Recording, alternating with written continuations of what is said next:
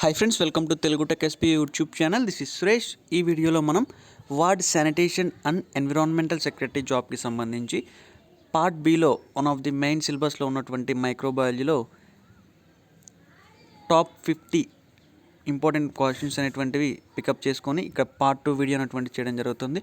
Already part 1 వీడియోలో ఒక 50 important questions అనేటువంటివి చేసాము. ఒకవేళ మీరు చూడకపోయింటే పార్ట్ 1 వీడియో యొక్క లింక్ అనేటువంటిది నేను డిస్క్రిప్షన్లో ప్రొవైడ్ చేస్తున్నాను, ఒకసారి చూడొచ్చు.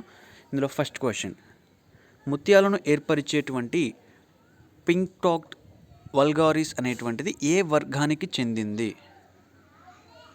ముత్యాలను ఏర్పరిచే పింక్టాడా వల్గారిస్ ఏ వర్గానికి చెందినటువంటిది అన్నట్లయితే మొలస్కా వర్గానికి చెందినటువంటిది.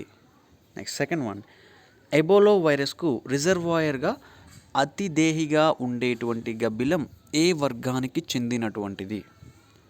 ఏ వర్గానికి చెందినది? క్షీరదాలు అనేటువంటి వర్గానికి చెందినది. నెక్స్ట్ థర్డ్ క్వశ్చన్, మలేరియా నిర్మూలన కార్యక్రమంలో సాధారణంగా ఉపయోగించేటువంటి చేప, అంటే మలేరియాని ఎరాడికేట్ చేసేటువంటి ఒక కార్యక్రమం ఏదైతే ఉంటుందో ఇందులో జనరల్గా ఒక ఫిష్ని అయితే ఉపయోగిస్తుంటారు. ఆ చేపను ఏమంటారు అన్నట్లయితే గాంబూసియా అఫినిస్ అని అంటారు. Next fourth one, Madura mycosis అనేటువంటి వ్యాధిని కలుగ చేసేటువంటిది, అంటే మధురా మైకోసిస్ అనేటువంటి వ్యాధి అనేటువంటిది ఏ ఆర్గానిజం ద్వారా వ్యాపిస్తుంది, లేదా ఆ వ్యాధిని కలుగజేసేటువంటి ఆర్గానిజంని ఏమంటారు, లేదా ఎటువంటి ఆర్గానిజం అన్నట్లయితే శిలీంధ్రాలు. నెక్స్ట్ ఫిఫ్త్ వన్, బోధకాలు వ్యాధికి కారణమైనటువంటి ఫైలేరియా పురుగు శరీరంలోని ఏ వ్యవస్థను ప్రభావితం చేస్తుంది? ఏ వ్యవస్థను ప్రభావితం చేస్తుంది అన్నట్లయితే శోషరసనాల వ్యవస్థను. ఏ వ్యవస్థ? శోషరసనాల వ్యవస్థను ఈ బోధకాలు వ్యాధి కారణమైనటువంటి ఫైలేరియా పురుగు అనేటువంటిది శరీరంలో ఈ వ్యవస్థను అయితే నాశనం చేస్తుంది.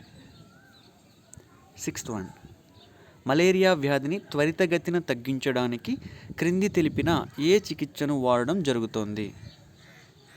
మలేరియా వ్యాధిని అంటే త్వరగా తగ్గించడానికి కింద ఇచ్చినటువంటి 4 ఆప్షన్స్ ఏవైతే ఉన్నాయో, అంటే ట్రీట్మెంట్ మెథడ్స్ ఇవి. ఇందులో ఏ మెథడ్ని యూజ్ చేస్తారు ఫ్రీక్వెంట్గా? ఏ మెథడ్ని యూజ్ చేస్తున్నారు? ఆప్షన్ 4, ఆర్టిమిసినిన్ సంబంధిత combination therapy. Artemisinin related combination థెరపీని మలేరియా వ్యాధిని అయితే త్వరితగతిన అంటే త్వరగా తగ్గించడానికి అయితే యూజ్ చేస్తుంటారు. సెవెంత్ క్వశ్చన్, ప్రపంచ మలేరియా దినోత్సవాన్ని ఏ రోజున నిర్వహిస్తారు? ఎప్పుడు నిర్వహిస్తారు?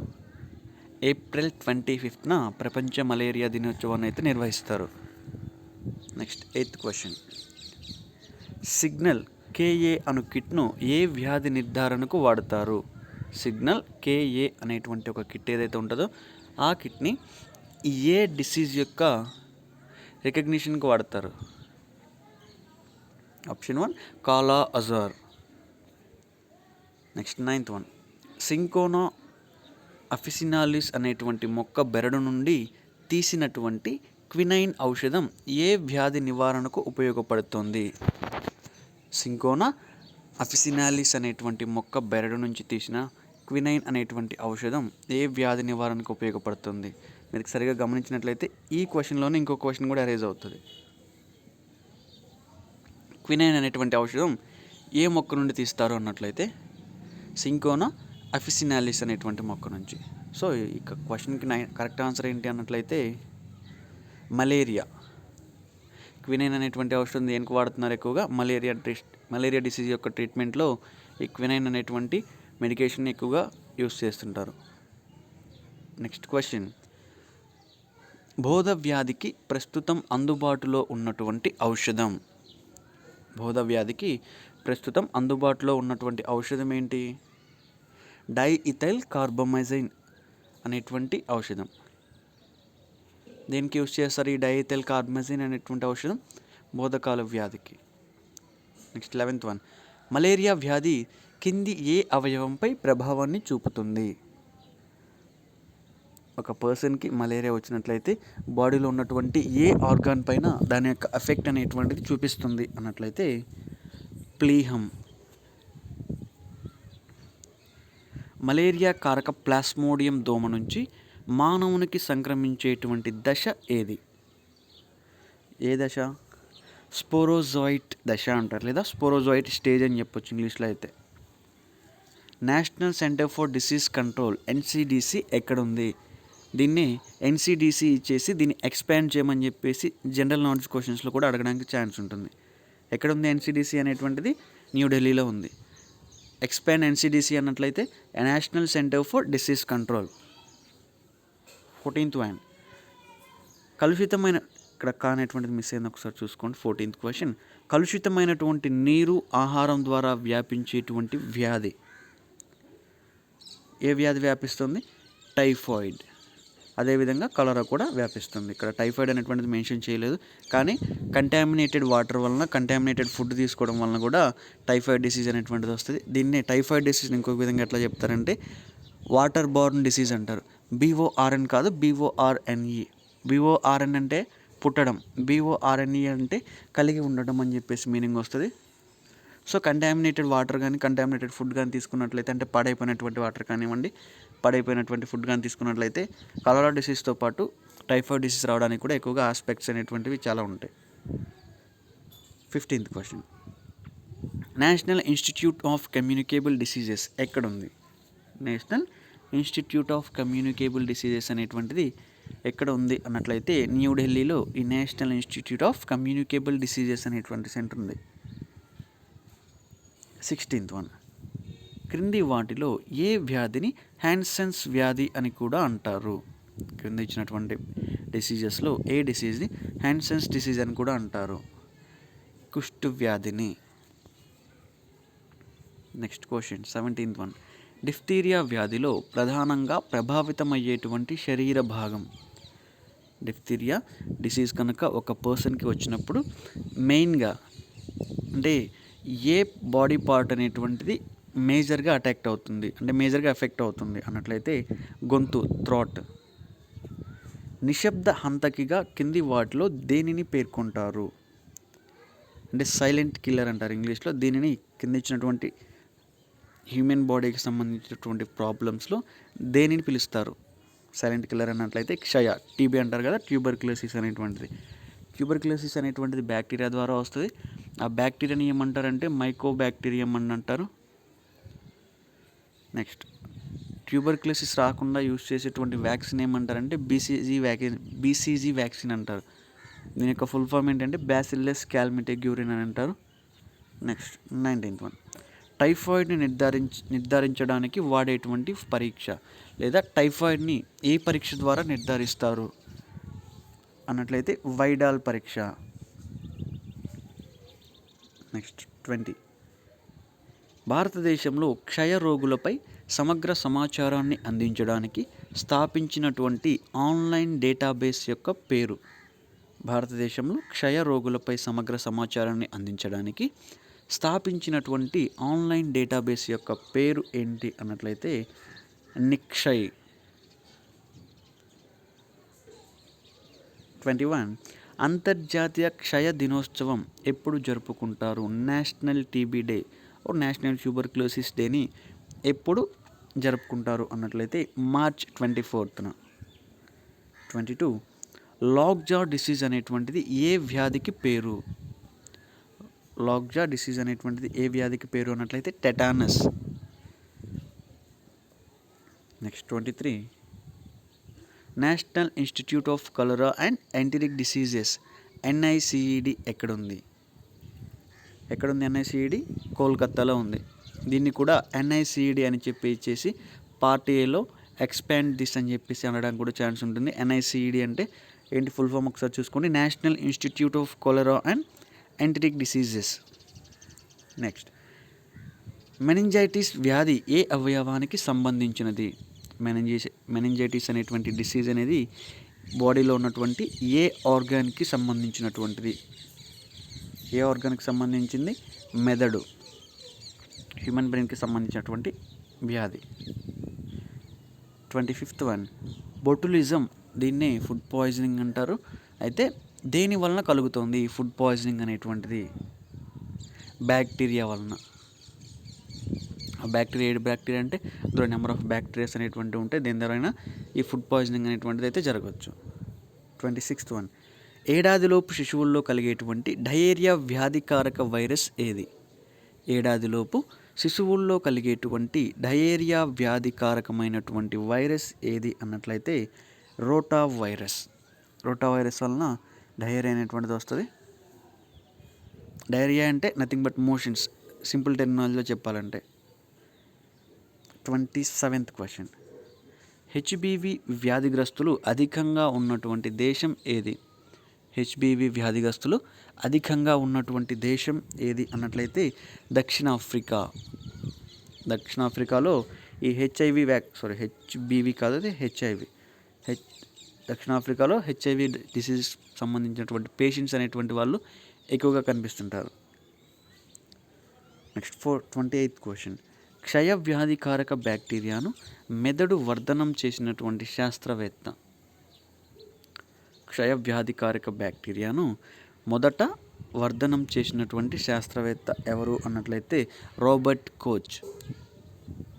29th వన్, కలరా మహమ్మారి మొదట ఏ దేశంలో ప్రబలింది?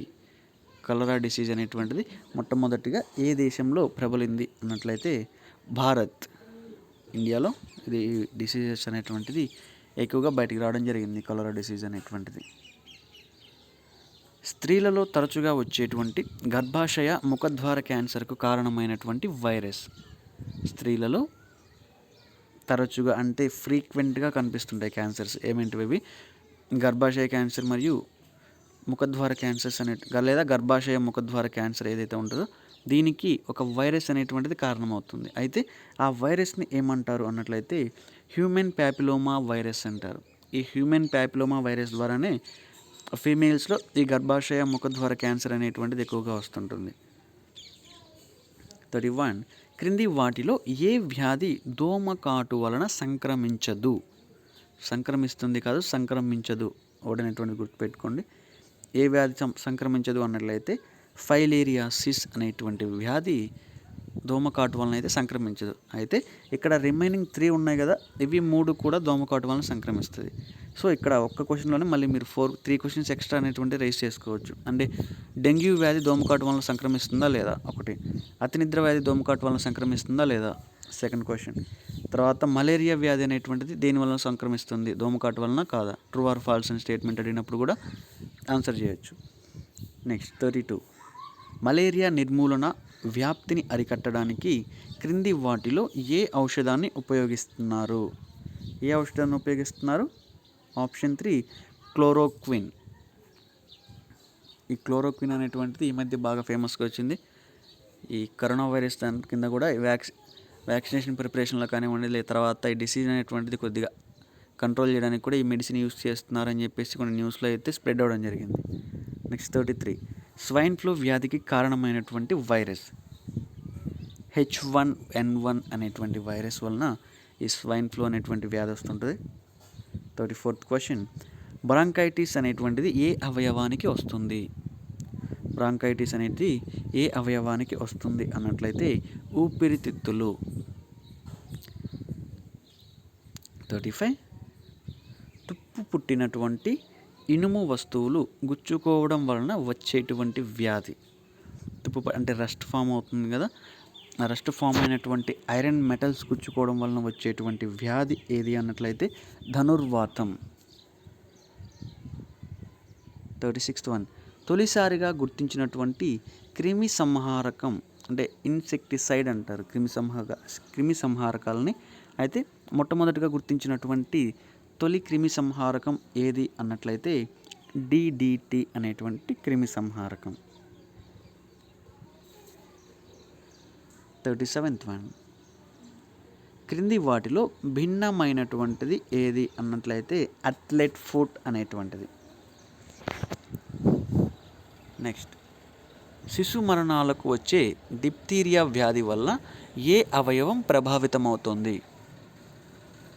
శిశువులకు వచ్చేటువంటి అంటే పిల్లలు ఉంటారు కదా, పిల్లలకు వచ్చేటువంటి డిప్తీరియా వ్యాధి వలన ఏ అవయవం ప్రభావితం అవుతుంది? ఏ అవయవం? గొంతు.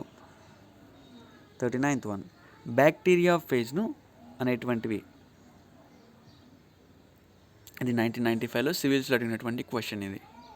బ్యాక్టీరియా ఫేజ్ అనేటువంటివి ఏ రకమైనటువంటి అంటే బ్యాక్టీరియాలను చంపేటువంటి వైరస్లనే బ్యాక్టీరియా ఫేజ్ అంటారు. ఇంగ్లీష్లో వచ్చేసి బ్యాక్టీరియోఫేజిస్ అని అంటారు. 40 మొదటిసారిగా వైరస్లను రసాయనికంగా స్ఫటికాల రూపంలో వేరు చేసినందుకు గాను 1938లో నోబెల్ బహుమతి పొందినటువంటి శాస్త్రవేత్త. ఇది సివిల్స్లో అడిగినటువంటి క్వశ్చన్ ఇది. ఎవరు పొందారు? WM స్టాన్లీ అనేటువంటి శాస్త్రవేత్త. నెక్స్ట్ 41 హెపటైటిస్ దేనికి సంబంధించినటువంటి జబ్బు? హెపటైటిస్ అనేటువంటిది దేనికి సంబంధించినటువంటి జబ్బు అన్నట్లయితే కాలేయం అంటే లివర్కి సంబంధించి మంట వస్తుంది కదా, దానికి సంబంధించినటువంటి డిసీజ్ ఇది. ఏంటిది? హెపటైటిస్ అనేటువంటిది. ఇందులో కూడా సబ్ టైప్స్ ఉంటాయి హెపటైటిస్ వైరస్ సంబంధించి. అయితే ఇది ఎప్పుడు అడిగినటువంటి క్వశ్చన్? గ్రూప్ 1 2002లో అడిగినటువంటి క్వశ్చన్. తర్వాత కామెర్ల వ్యాధికి కారణమైనటువంటి అంటే కామెర్ల వ్యాధి అనేటువంటిది దేనికి వలన వస్తుంది అన్నట్లయితే కలుషితమైన నీరు, ఆహారం తీసుకోవడం వలన, అదేవిధంగా ఆ డిసీజ్ ఉన్నటువంటి వారి బ్లడ్ ఎక్కించుకోవడం వలన కూడా ఈ జాండీస్ అనేటువంటిది వస్తుంది. ఇక్కడ మీకు స్క్రీన్ మీద డిస్ప్లే అవుతుందంటే ఇది ఏ ఇయర్లో వచ్చినటువంటిది? గ్రూప్ 1 2003లో వచ్చింది. తర్వాత దద్దు లేదా తట్టు, దీన్నే మీసిల్స్ అంటారు. ఈ వ్యాధిని నిరోధించగలిగేటువంటి శక్తి క్రింది వారిలో ఎవరికి ఉంటుంది? 6 నెలల లోపు వయసు ఉన్నటువంటి పిల్లలకి. వైరస్ అనేటువంటిది ఒక nucleoprotein. Virus is a nucleoprotein. Group 2 2003లో అడిగినటువంటి క్వశ్చన్ ఇది. నెక్స్ట్ 45 ఏ ప్రాణిలో కేవలం ఒక కేంద్రకామ్లం మాత్రమే ఉంటుంది? అంటే DNA కానివ్వండి, RNA కానివ్వండి, ఏదైనా ఒకటే ఉంటుంది అన్నట్లయితే వైరస్లో ఉంటుంది. అంటే ఏదో DNA ఉంటుంది లేదా RNA ఉంటుంది. ఇది సివిల్స్లో 1999 సివిల్స్లో అడిగినటువంటి క్వశ్చన్ ఇది. తర్వాత 46th వన్ వైరస్ ప్రభావానికి గురైనటువంటి శరీర కణాలు తయారు చేసేటువంటి ప్రోటీన్ ఏది? వైరస్ ప్రభావానికి గురైనటువంటి శరీర కణాలు తయారు చేసేటువంటి ప్రోటీన్ ఏది అన్నట్లయితే ఇంటర్ఫెరాన్స్. 47 వైరస్ రేణువును ఏమని పిలుస్తారు లేదా వైరస్ రేణువులను ఏమంటారు? వైరియాన్ అంటారు. ఇక్కడ కొన్ని అంటే పిలిచేటువంటి ప్రొనౌన్సియేషన్ అనేటువంటిది ప్లేస్ టు ప్లేస్ మారుతుంది. కొంతమంది విరియాన్ అంటారు, అదేవిధంగా కొంతమంది వచ్చేసి వైరియాన్స్ అని కూడా అంటారు. 48th వన్ క్షయ వ్యాధి నివారణ కోసం పుట్టిన పిల్లలకు ఇచ్చేటువంటి వ్యాక్సిన్ ఏది? క్షయవ్యాధి నివారణ కోసం పుట్టిన పిల్లలకు ఇచ్చేటువంటి వ్యాధి ఏది అన్నట్లయితే BCG వ్యాక్సిన్ని టీబీ అంటే ట్యూబర్క్యులోసిస్ అనేటువంటిది రాకుండా ముందుగానే పిల్లలకైతే ఇస్తుంటారు. ఇది వ్యాక్సిన్ కనిపెట్టినటువంటి శాస్త్రవేత్త ఎడ్వర్డ్ జెన్నర్. ప్రపంచంలో మొదటి యాంటీబయోటిక్ ఔషధం ఏది? ఇన్స్టిట్యూట్ ఆఫ్ సర్వే అండ్ ల్యాండ్స్లో 2018లో అడిగినటువంటి క్వశ్చన్ ఇది. ప్రపంచంలో మొదటి యాంటీబయోటిక్ ఔషధం ఏది అన్నట్లయితే పెన్సిలిన్. దీన్ని ఎవరు ఫామ్ చేశారు, ఎవరు క్రియేట్ చేశారు, ఎవరు తయారు చేశారు అన్నట్లయితే అలెగ్జాండర్ ఫ్లెమింగ్ అనేటువంటి సైంటిస్టు ఈ పెన్సిలిన్ అంటే తయారు చేయడం జరిగింది. పెన్సిలిన్ మళ్ళీ టైప్స్ ఉంటాయి, సబ్ టైప్స్ ఉంటాయి. పెన్సిలిన్ ఏ అని, పెన్సిలిన్ జీ అని చెప్పి టైప్స్ ఉంటాయి. అయితే ఈ పెన్సిలిన్ అనేటువంటి దేని ద్వారా తయారు చేశారంటే పెన్సిలియం నొటాటమ్ అనేటువంటి ఒక ఫంగస్ ద్వారా అయితే ఈ పెన్సిలిన్ తయారు చేయడం జరిగింది. సో ఇది ఫ్రెండ్స్ మైక్రోబయాలజీకి సంబంధించి పార్ట్ 2 టాప్ 50 ఇంపార్టెంట్ క్వశ్చన్స్. ఈ వీడియో కనుక నచ్చితే లైక్ చేయండి, ఉపయోగపడుతుంది అనిపిస్తే షేర్ చేయండి. ఇప్పటివరకు మీరు కనుక మన ఛానల్ని సబ్స్క్రైబ్ చేసుకోకపోయింది, మన ఛానల్కి సంబంధించి వీడియోస్ అయితే చూడాలనుకుంటే సబ్స్క్రైబ్ చేసుకోండి. వీడియో పెట్టగానే నోటిఫికేషన్ రావాలనుకుంటే పక్కన ఉన్నటువంటి బెల్ సింబల్ మీద క్లిక్ చేసి ఆల్వేస్ అని చెప్పి యాక్టివేట్ చేసుకోండి.